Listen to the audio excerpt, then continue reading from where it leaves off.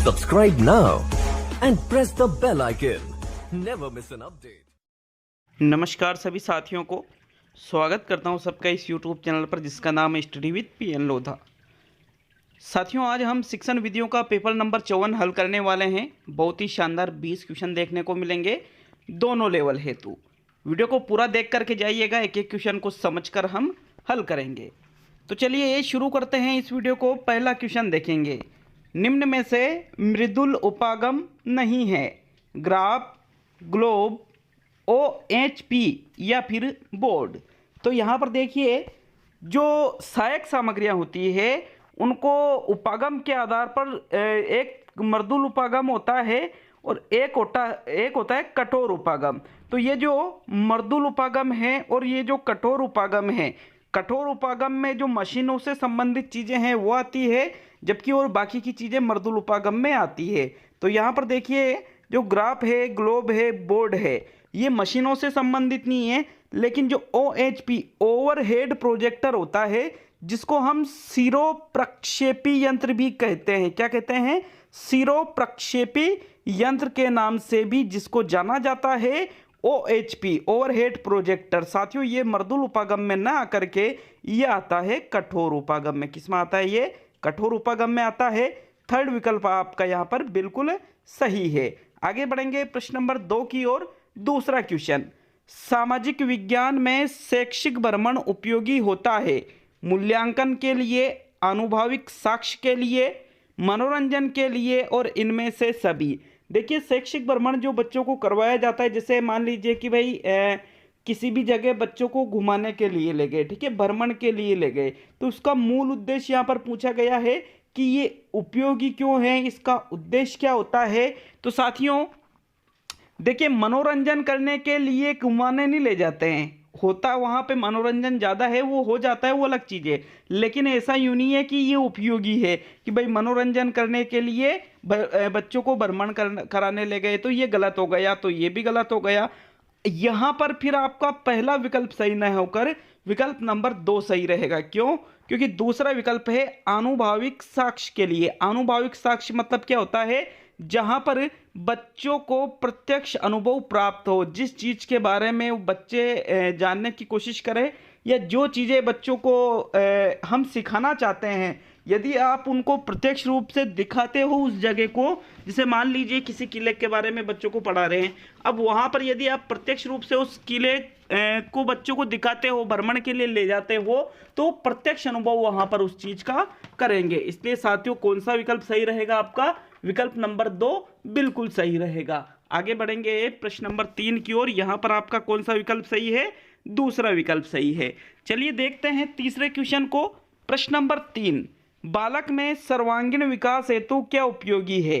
कक्षा में छात्रों को शिक्षण के माध्यम से सिखाया जाए, छात्र व्याकरण के ज्ञान में पारंगत होने चाहिए, कक्षा में सिर्फ शैक्षिक क्रियाओं पर ही ध्यान दिया जाए और कक्षा शिक्षण के साथ सहगामी क्रियाएं कराई जाए। तो साथियों सर्वांगीण विकास, सर्वांगीण का मतलब क्या हुआ कि भाई सभी पक्षों का विकास यदि बालक का आप चाहते हो, सभी पक्ष मतलब सिर्फ यूं नहीं है कि उसका ज्ञानात्मक पक्ष ही हो, चाहे उसका भावात्मक पक्ष हो, चाहे उसका क्रियात्मक पक्ष हो, सामाजिक पक्ष हो, नैतिक पक्ष हो, कोई सा भी। तो साथियों इस हेतु शारीरिक पक्ष वगैरह जितने भी अलग अलग आयाम होते हैं, यदि आप सभी का विकास चाहते हो तो शिक्षण के माध्यम से तो ज्ञानात्मक पक्ष का विकास होता है।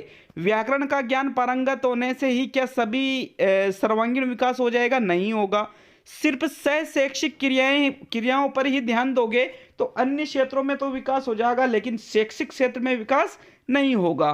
तो साथियों यहाँ पर इसलिए जो चौथा विकल्प है, कक्षा शिक्षण के साथ सहगामी क्रियाएं उनसे कराई जाए, मतलब बच्चों को कक्षा में जो शिक्षण कराया जा रहा है उसके साथ ही उनको सहगामी क्रियाएं भी यदि कराई जाती है तो शैक्षिक और शैक्षिक सभी पक्षों का उसमें विकास होगा। विकल्प नंबर 4 सही है तीसरे क्वेश्चन में। नेक्स्ट बात करेंगे प्रश्न नंबर 4 की। भाषा शिक्षा के अंतर्गत सुनने का अर्थ है ध्वनि संकेतों का श्रवण, बोधपूर्वक सुनना, ध्वनि संकेतों को द्वितीय भाषा में बदलना और इनमें से कोई नहीं। तो देखिएगा सुनने का अर्थ भाषा शिक्षा के अंतर्गत तो एक तो है ध्वनि संकेतों का श्रवण, मतलब जो बोला जा रहा है जो ध्वनि संकेत है उनको सुनना। क्या ये सुनने का सही अर्थ रहेगा? या बोधपूर्वक सुनना, बोधपूर्वक मतलब बालक समझकर उस चीज को सुनता है। या ध्वनि संकेतों को द्वितीय भाषा में बदलना, ये तो बिल्कुल ही गलत हो गया। यहाँ पर राइट आंसर है बोधपूर्वक सुनना। बोधपूर्वक मतलब जो चीज आप सुन रहे हो उसको सुनने के साथ में ही समझना भी, ठीक है। जैसे मान लीजिए सामने वाला आपसे कुछ कह रहा है या अध्यापक बच्चों को पढ़ा रहा है, तो अध्यापक बोल रहे हैं, छात्र सुन तो रहे हैं लेकिन साथ साथ में समझ में भी आना चाहिए कि आखिर वो कहना क्या चाहते हैं, इसलिए बोधपूर्वक सुनना इसमें राइट आंसर है साथियों। प्रश्न नंबर 4 में आगे बात करेंगे प्रश्न नंबर 5 की। 5वां क्वेश्चन है, आस्था, श्रद्धा, प्रेम, सहृदयता और संवेदनशीलता के गुण शिक्षण के किस उद्देश्य के अंतर्गत आते हैं? रचना कार्यों में भौतिकता लाना, सद्वृत्तियों का विकास करना, भाषा तत्व का ज्ञान प्राप्त करना और साहित्य का रसास्वादन करना। देखिए जो आस्था है, श्रद्धा है, प्रेम, सहृदयता, संवेदनशीलता इत्यादि जैसे यदि गुण की बात करें तो ये किस शिक्षण उद्देश्य के अंतर्गत आएंगे? साथियों भाषा तत्वों का ज्ञान प्राप्त करना अलग हो जाता है। भाषा तत्वों का मतलब फिर वो कोई चीज सीखने से ली जाती है, ज्ञानात्मक है फिर वो, ठीक है। रसास्वादन में ये सभी चीजें नहीं आएगी, बल्कि ये सभी चीजें आएगी यहाँ पर आपके सद्वृत्तियों का विकास करना में। किस में आएगी ये सभी चीजें? सद्वृत्तियों के विकास करने में। विकल्प नंबर आपका 2 सही है। सद मतलब सही, वृत्तीय मतलब सोच, दृष्टिकोण आप इसको कह सकते हो। तो इन सभी से सद्वृत्तियों का विकास होता है। विकल्प नंबर 2 सही है 5वें क्वेश्चन में। नेक्स्ट प्रश्न नंबर 6 पे आते हैं। तो आपके प्रश्न नंबर 6 है, मौन पठन के विषय में धारणा है कि इससे उच्चारण संबंधी अशुद्धियां दूर हो जाती है, इससे पठन की गति सामान्य हो जाती है, इससे आदर्श वाचन के तुरंत बाद किया जाता है, या इससे एकाग्रचित होकर पढ़ने का अभ्यास होता है। तो एक बार आप सही विकल्प का चयन कीजिए कि इसमें कौन सा विकल्प सही रहेगा, फिर हम इस क्वेश्चन को अच्छे से समझेंगे। तो साथियों देखिएगा, इसका जो राइट आंसर है वो है 4था विकल्प। कैसे है? क्योंकि मौन पठन के विषय में, मौन पठन का मतलब क्या होता है? मन ही मन पढ़ना, ठीक है, बिना होठ हिलाए चुपचाप मन ही मन पढ़ना क्या कहलाता है? मौन पठन कहलाता है। अब मन ही मन में पढ़ रहे हैं तो उच्चारण संबंधी अशुद्धियां तो बिल्कुल भी दूर नहीं होगी। पठन की गति सामान्य नहीं होती है, बल्कि पठन की गति हो जाती है तेज। आदर्श वाचन के तुरंत बाद अनुकरण वाचन किया जाता है, मतलब ये तीनों ही तो गलत हो गए। 4था विकल्प कैसे सही है? क्योंकि ये कह रहा है इससे एकाग्रचित होकर पढ़ने का अभ्यास होता है। एकाग्रचित मतलब मन ही मन में ये आप पढ़ते हो तो सबसे ज्यादा ध्यान आपका उस चीज पे लगता है, इसलिए 4था विकल्प आपका सही है प्रश्न नंबर 6 में। आगे बात करेंगे प्रश्न नंबर 7 की। 7वां क्वेश्चन साथियों, वार्षिक योजना प्रमुख रूप से उपयोगी है छात्रों के लिए, अभिभावक के लिए, शिक्षक के लिए या विद्यालय के लिए? तो इनमें से किसके लिए वार्षिक योजना प्रमुख रूप से उपयोगी मानी जाती है? सही विकल्प का चयन कीजिए। यहां पर आपको 5 सेकंड का टाइम दिया जाता है। देखिए इसका जो सही विकल्प है वो रहेगा शिक्षक के लिए। शिक्षक के लिए क्यों उपयोगी रहती है वार्षिक योजना? क्योंकि वार्षिक योजना में क्या होता है, संपूर्ण जो वर्ष में हमको क्रियाएं करनी है, संपूर्ण वर्ष में जो हमको बच्चों को सिखाना है, पढ़ाना है, उन उद्देश्यों का विवरण होता है। तो उनको पूरा कौन करता है? शिक्षक करता है। इसलिए वार्षिक योजना प्रमुख रूप से किसके लिए उपयोगी मानी जाती है? शिक्षक के लिए उपयोगी मानी जाती है। छात्रों के, अभिभावक के या विद्यालय के लिए नहीं होगी, बल्कि शिक्षक के लिए ही इसमें सही आंसर होगा 7वें क्वेश्चन का। कौन सा विकल्प सही है साथियों? 3रा विकल्प बिल्कुल सही है। नेक्स्ट प्रश्न नंबर 8। 8वां क्वेश्चन है आपके, अनुकरण विधि रचना के लिए उपयुक्त है प्रारंभिक स्तर पर, माध्यमिक स्तर पर, उच्च स्तर पर और इनमें से कोई नहीं? तो यहां पर वापस 5 सेकंड का टाइम दिया जाता है आपको। एक बार आप सही विकल्प का चयन कर लीजिए।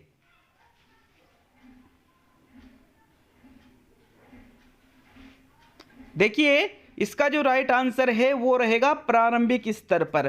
प्रारंभिक स्तर पर छोटे बच्चे होते हैं, अब अनुकरण विधि में क्या होता है, अनुकरण के माध्यम से रचना करना सिखाया जाता है। अब छोटे बच्चे सर्वाधिक अनुकरण के माध्यम से ही सीखते हैं। अनुकरण मतलब दूसरों को देख करके कि दूसरे जैसा व्यवहार कर रहा है वैसा ही व्यवहार वो करता है, और सर्वाधिक अनुकरण के माध्यम से ही बालक ज्ञान ग्रहण करता है। इसलिए साथियों, अनुकरण विधि जो है वो रचना के लिए कौन से स्तर पर उपयुक्त रहेगी, प्रारंभिक स्तर पर उपयुक्त रहेगी। आपका प्रथम विकल्प बिल्कुल सही है प्रश्न नंबर 8 में, क्योंकि यहाँ पर चौथा विकल्प है इनमें से कोई नहीं। अब आपको इनमें से एक का ही चुनाव करना था, तो सबसे बेस्ट आंसर आपका प्रथम विकल्प रहेगा। नेक्स्ट प्रश्न नंबर 9, नौवां क्वेश्चन है, निम्न में से प्राथमिक स्तर पर बच्चों के शिक्षण हेतु उपयुक्त नहीं मानी जाती है।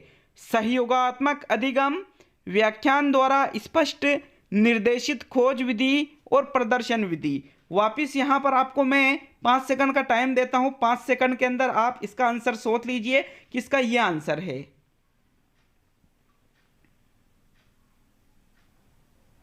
देखिए, इसका जो राइट आंसर है वो रहेगा व्याख्यान द्वारा स्पष्ट, क्योंकि प्राथमिक स्तर पर व्याख्यान सबसे बेकार माना जाता है। व्याख्यान का मतलब क्या हुआ कि सिर्फ अध्यापक ही अध्यापक बोल रहा है और छात्र सुन रहे हैं चुपचाप। तो अध्यापक तो सक्रिय है, लेकिन छात्र कैसे हैं, निष्क्रिय है। तो छात्रों को निष्क्रिय रहकर तो नहीं सिखाना है, छात्रों को तो सक्रिय रहकर सिखाया जाता है। इसलिए साथियों, यहाँ पर व्याख्यान द्वारा जो स्पष्ट है ये सबसे यहाँ पर कम प्रभावी रहेगा, उपयुक्त नहीं माना जाता है प्राथमिक स्तर पर बच्चों को यदि आप कुछ सिखाना चाहते हो। तो इसलिए ओनली दूसरा ही विकल्प राइट रहेगा। 9वें क्वेश्चन में प्रश्न नंबर 10 की ओर बढ़ते हैं साथियों।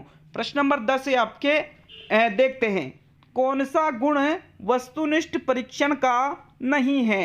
वेद, विश्वसनीय, संपूर्ण पाठ्यक्रम का मापन और व्यक्तिनिष्ठ। तो यहाँ पर कौन सा विकल्प सही है? वापिस आपको 5 सेकंड का टाइम दिया जाता है।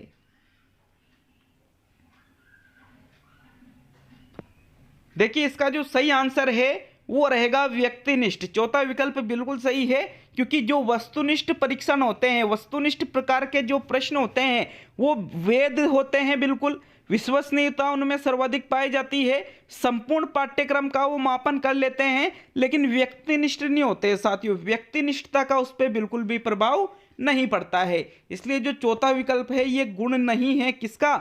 वस्तुनिष्ठ परीक्षण का। चौथा विकल्प ही आपका यहाँ पर राइट आंसर रहेगा 10वें क्वेश्चन में। नेक्स्ट आगे बढ़ेंगे प्रश्न नंबर 11 की ओर। तो प्रश्न नंबर 11 है आपके, सबसे ज्यादा विश्वसनीय प्रश्नावली कौन सी है?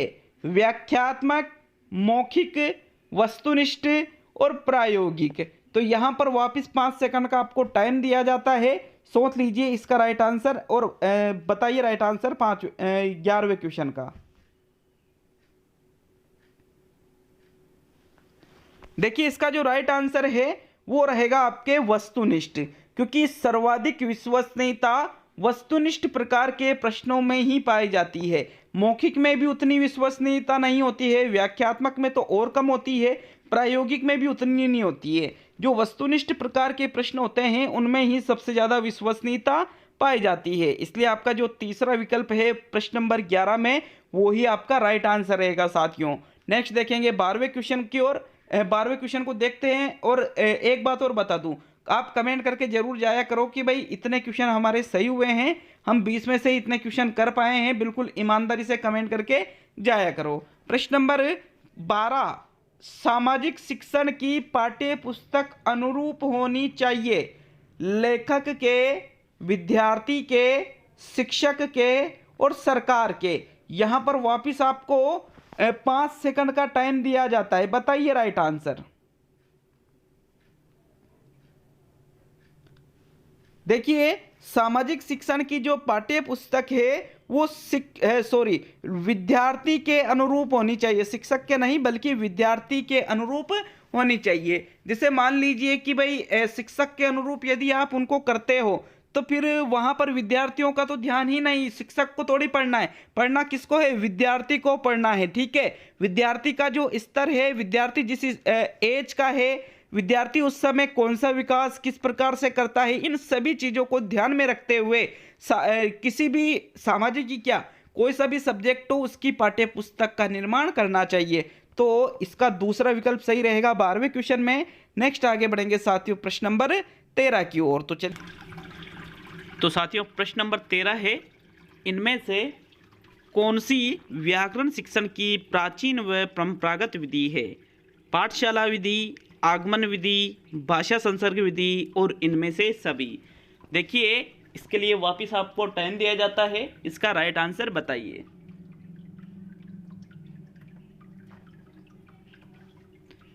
इसका जो सही आंसर है साथियों वो रहेगा पाठशाला विधि।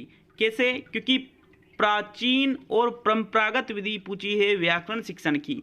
आगमन विधि और भाषा संसर्ग विधि को तो नवीन विधि माना जाता है और पाठशाला प्राचीन काल से ही चली आ रही है। ठीक है, इसलिए आपका जो प्रथम विकल्प है वो आपका राइट आंसर रहेगा प्रश्न नंबर 13 में। क्लियर है सभी के ये क्वेश्चन भी? अगर किसी भी क्वेश्चन पे आपको डाउट हो तो उसके लिए आप कमेंट बॉक्स में कमेंट जरूर कर सकते हो और उसका आंसर आपको निश्चित रूप से जरूर मिल जाएगा। तो चलिए देखते हैं प्रश्न नंबर 14। ब्लूम की पाठ योजना आधारित है, उद्देश्यों पर है, प्रस्तुतिकरण पर है, विषय वस्तु पर है या उपयुक्त सभी पर? तो यहाँ पर ब्लूम ने जो पाठ योजना बताई है वो किस पर आधारित है? वापिस आपके लिए 5 सेकंड का टाइम है, राइट आंसर का चयन कर लीजिए। देखिए इसका जो राइट आंसर है वो रहेगा उद्देश्यों पर, क्योंकि ब्लूम ने उद्देश्यों पर ही सर्वाधिक बल दिया है। उद्देश्यों का वर्गीकरण भी इन्होंने बहुत अच्छे से कर रखा है साथियों। तो इनकी जो पाठ योजना है वो भी किस पर आधारित मानी जाती है? उद्देश्यों पर ही आधारित मानी जाती है। प्रथम विकल्प सही रहेगा आपका प्रश्न नंबर 14 में। आगे बढ़ेंगे साथियों प्रश्न नंबर 15 की ओर। तो चलिए देख लेते हैं प्रश्न नंबर 15 को। 15वां क्वेश्चन, उत्प्रेरक प्रेरक से क्या तात्पर्य है? पुनरावृत्ति, प्रस्तुतिकरण, प्रस्तावना और उद्देश्य एवं अपेक्षित व्यवहारगत परिवर्तन। 15वें क्वेश्चन का राइट आंसर। वापिस 5 सेकंड है आपके पास।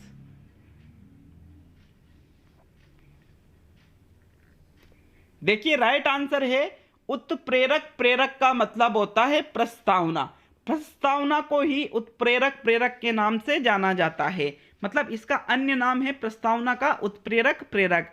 क्योंकि इसमें क्या होता है, प्रस्तावना सभी को मालूम होगा कि जब पाठ योजना का निर्माण किया जाता है तो प्रस्तावना क्यों की जाती है? ताकि जो हम पढ़ाने वाले हैं उस टॉपिक को डायरेक्ट न बताकर पहले छात्रों का जो पूर्व ज्ञान है उस पूर्व ज्ञान को जगा करके उस नए ज्ञान जो हम देना चाहते हैं छात्रों को उससे एक दूसरे को लिंक किया जाता है, मतलब एक दूसरे को जोड़ा जाता है और फिर हम लास्ट में समस्यात्मक प्रश्न के माध्यम से हमारे मुद्दे पर आते हैं। तो साथियों इसीलिए ताकि जो छात्रों का पूर्व ज्ञान है वो नए ज्ञान से उनका जुड़ाव हो जाए, इसलिए प्रस्तावना प्रश्न किए जाते हैं और इसको ही उत्प्रेरक प्रेरक कहा जाता है।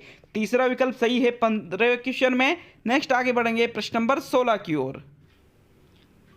देखते हैं प्रश्न नंबर 16 को।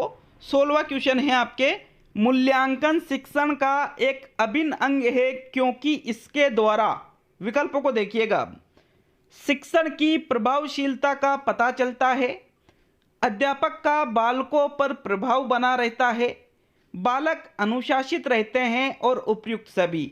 सही विकल्प का चयन कीजिए, 5 सेकंड का टाइम दिया जाता है आपको।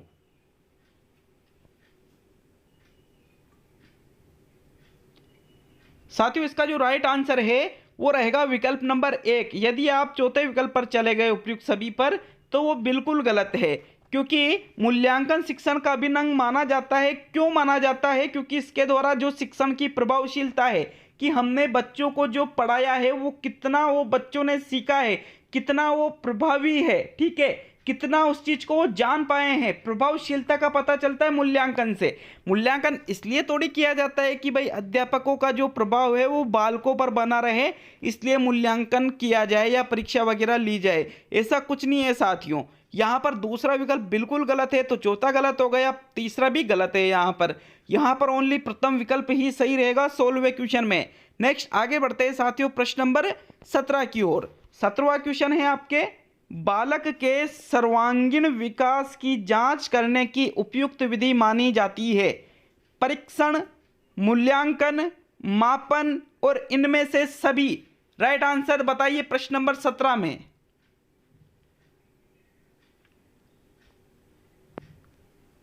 साथियों इसका जो राइट आंसर सही है वो रहेगा विकल्प नंबर 2, क्योंकि यहां पर सर्वांगीण विकास की जांच कर रहे हो आप। मापन से सिर्फ मापन में क्या करते हैं हम, उसके ज्ञानात्मक पक्ष का मापन करते हैं सिर्फ, ठीक है, अंक प्रदान करते हैं। यदि आपको सर्वांगीण विकास की जांच करनी है तो इसके लिए आपको क्या करना पड़ेगा, मूल्यांकन करना पड़ेगा, ठीक है। इसलिए यहाँ पर मापन गलत हो गया। सर्वांगीण विकास की जांच मापन से नहीं होती है बल्कि मूल्यांकन से होती है, और मूल्यांकन का एक अंग किसको माना जाता है, मापन को। मापन मूल्यांकन का ही एक अंग है साथियों, इसलिए यहाँ तीसरा और पहला विकल्प सही नहीं है, यहाँ पर दूसरा विकल्प सही है, ठीक है। आगे बढ़ेंगे प्रश्न नंबर 18 की ओर। 18वां क्वेश्चन है आपके, विभेदकारी परीक्षा अंतर करती है, सामान्य बालकों में अंतर करती है, कमजोर बालकों में अंतर करती है, प्रतिभावान बालकों में अंतर करती है, या उक्त सभी में अंतर करती है। बताइए राइट आंसर प्रश्न नंबर 18 में।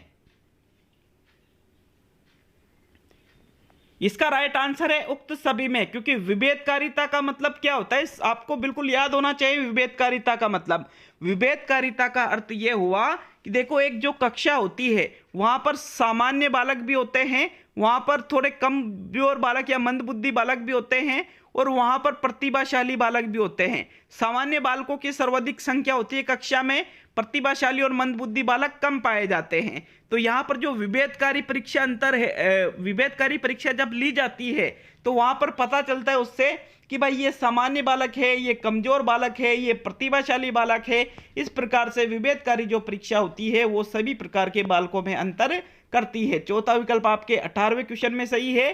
प्रश्न नंबर 19 पे आते हैं। अब 19वां क्वेश्चन सेकंड लास्ट क्वेश्चन है, क्योंकि 20 क्वेश्चन ही लेकर आया हूं।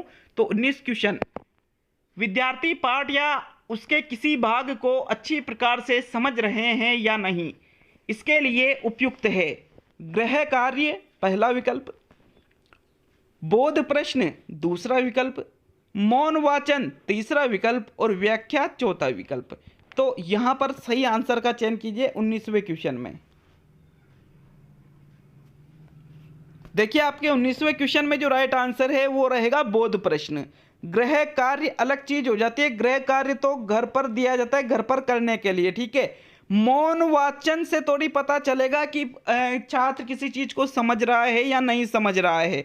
व्याख्या में तो हम कोशिश करते हैं, लेकिन जब उनसे बोध प्रश्न पूछे जाते हैं तो हमको पता चल जाता है कि जो हम पढ़ा रहे हैं बच्चों को वो छात्र समझ रहे हैं या नहीं समझ रहे हैं, इनका पता हमें बोध प्रश्न से ही चलता है। तो 19वें क्वेश्चन में आपके कौन सा विकल्प सही है, दूसरा विकल्प बिल्कुल सही है साथियों। आगे बात करेंगे अंतिम और 20वें क्वेश्चन की। लास्ट क्वेश्चन है साथियों, अगर आपने वीडियो को लाइक नहीं किया है तो आप वीडियो को लाइक करके हौसला अफजाई कर सकते हो, और चैनल पर नए हो तो आप चैनल को सब्सक्राइब करके हमें मोटिवेट कर सकते हो, ताकि हम आपके लिए और ज़्यादा मेहनत करें। प्रश्न नंबर 20 और आज का अंतिम क्वेश्चन, प्रश्न पत्र में प्रश्नों की संख्या बढ़ाने से परीक्षा का निम्नलिखित गुण अधिक प्रभावित होगा, वस्तुनिष्ठता, उपयोगिता, व्यापकता और वैधता। सोच समझ करके इस क्वेश्चन का आंसर देना है आपको। बताइए राइट आंसर 20वें क्वेश्चन में। देखिए इसका जो राइट आंसर है वो रहेगा व्यापकता। कैसे रहेगा, प्रश्न इसको समझो एक बार आप, ठीक है। प्रश्न पत्र में प्रश्नों की संख्या बढ़ाने से, यदि आप प्रश्नों की संख्या बढ़ा रहे हो, मतलब जैसे एक तो होते हैं वस्तुनिष्ठ प्रकार के प्रश्न और एक होते हैं निबंधात्मक प्रश्न। निबंधात्मक प्रश्न देखा होगा आपने कि जब 10 क्वेश्चन है लेकिन उसमें पूरी कॉपी भरागी, और वस्तुनिष्ठ जो प्रश्न हैं उसमें बहुत सारे क्वेश्चन बन जाते हैं साथियों। अब प्रश्नों की संख्या यदि आप बढ़ाते हो तो वस्तुनिष्ठ प्रश्नों में क्या होता है कि व्यापकता पाई जाती है, संपूर्ण पाठ्यक्रम को वो कवर कर लेते हैं, और वस्तुनिष्ठ प्रश्न ही ज़्यादा होते हैं तो प्रश्नों की संख्या बढ़ाने पर व्यापकता संबंधी गुण प्रभावित होता है, व्यापकता और ज़्यादा बढ़ जाती है। तीसरा विकल्प आपका 20वें क्वेश्चन में सही है। और साथियों अगर आपने पिछले वीडियो नहीं देखा है तो ये जो प्लेलिस्ट आपको दिख रही है इस पर क्लिक करके आप सारे वीडियो देख सकते हो। मिलते हैं अगले वीडियो में।